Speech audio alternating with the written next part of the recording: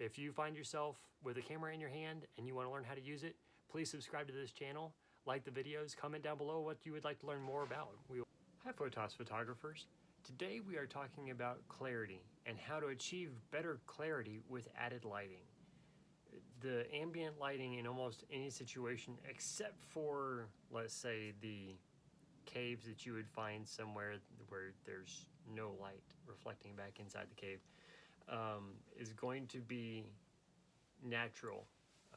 Even shooting at night, there is ambient light because there are reflective bodies in the sky that we call moon and night sky objects, stars, etc., that reflect the light from the sun on the other side of the earth. So there's always some amount of ambient light, and that's why we call those situations low light instead of no light. So clarity.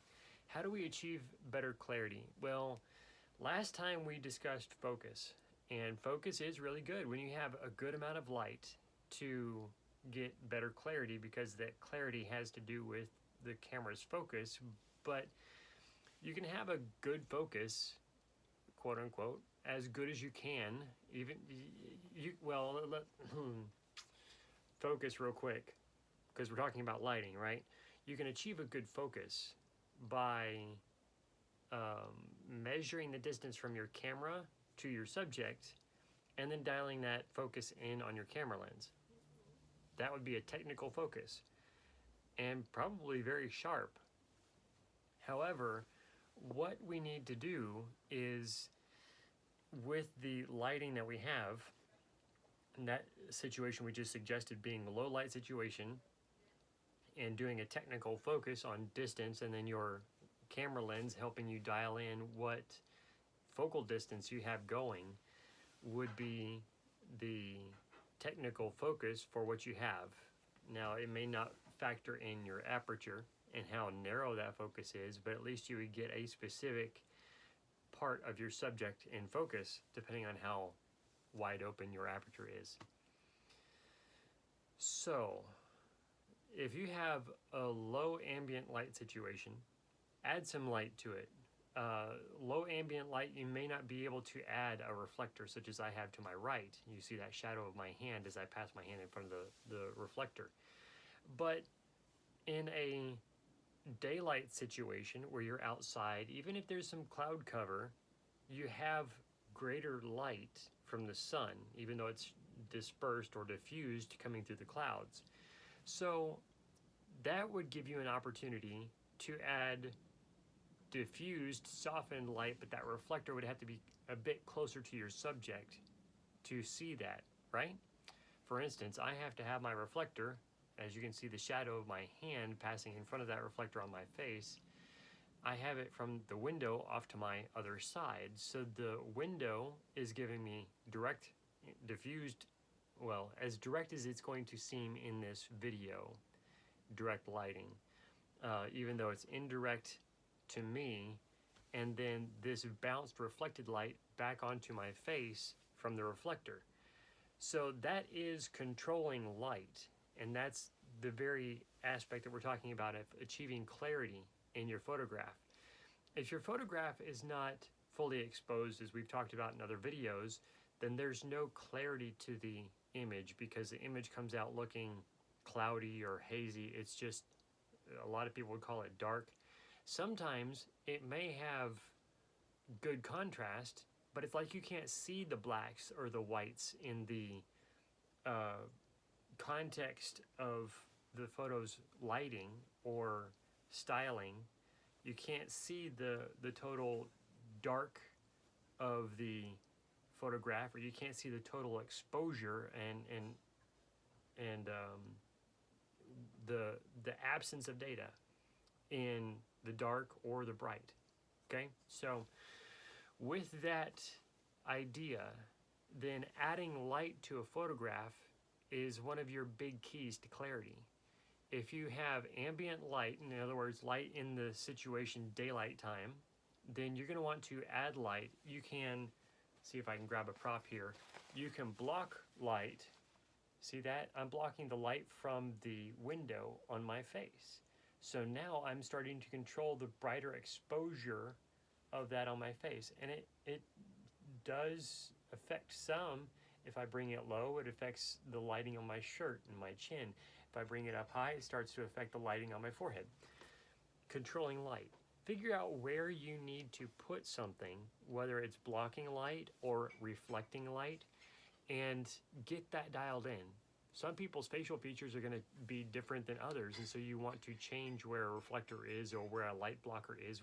Typically, those are called in various forms of photography. It'll be several different terms for the same thing, even in a professional studio. But jewelry, sometimes you call those cards, or some people may call them flags. The point is, you have something that blocks the light, and it doesn't reflect the light coming from the other direction. So that would be completely blocking light. Now, if I were to have a piece of paper, it blocks some light, and you see a shadow going across my face, almost as dark as the black item that was reflector cover. But this white also adds some light because it's reflecting the gentle light from my other side of the reflector back into my face as well. Not just allowing some of the light through, but it's also reflecting. And so that's controlling your light.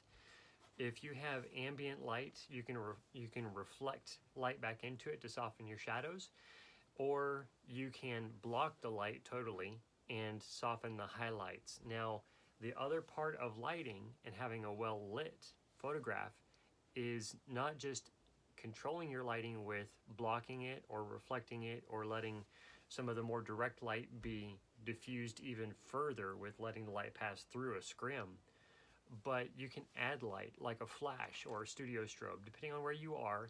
If you have access to a 110 power outlet in the US, then you could plug in a light and have your studio strobe set up out there so that you could add light through it. Or if you have flashes that can be controlled through infrared or a communication mode called TTL, and I'll look up that term. I knew it at one point and I've forgotten. It's not a term that I use a lot. But if you have a TTL remote camera flash that can be fired off camera, then you can set up that flash in a direction and a placement to light your subject so that you're adding light, perhaps on the shining from the background toward your subject, so it gives kind of a rim lighting to your subject, or maybe you're wanting to use that flash on the side opposite your strongest light so it softens your shadows. Either way, you're using that light to control some aspect of what your subject is viewed or how your subject is viewed in your photograph. And that's what we're talking about in clarity part number 2 of having a well-lit photograph. Is yes, you can control that with ISO, or if you want to call it your ISO setting. It doesn't matter so much. What you need to do is you still need to control your lighting, whether it's a camera setting or adding light to balance a different part of or soften a shadow of your light. That's a big key, is to have that ability to soften or add to, or even create greater visual separation from your subject and its background or their background. Separation doesn't just have to be shadow like we've talked about before, like you can see my hand shadow against the background. The better use of the word separation, quote unquote, is to give a visual cue to the mind and the eye that the subject is separate from its background enough to have its own backlighting, forelighting, and accent side lighting. So I hope that helps. Clarity is a fairly tricky item, but it really all ties back to exposure, and yes, it can be controlled with aperture, shutter speed, and ISO. But really and truly, added lighting to a situation like this is kind of adding some control to all three.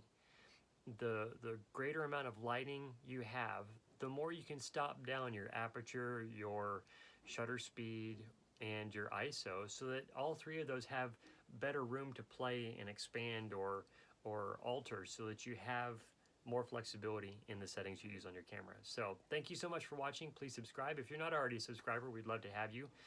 And we appreciate your liking the video if this video's content has added value to your photography. Let us know in the comments what the items that we've talked about in clarity here has helped as far as added lighting. And if you need any added lighting, we have some links down below to help you find the items that you want to use, whether they're studio strobes, flashes, or reflectors. Thank you so much for watching. God bless.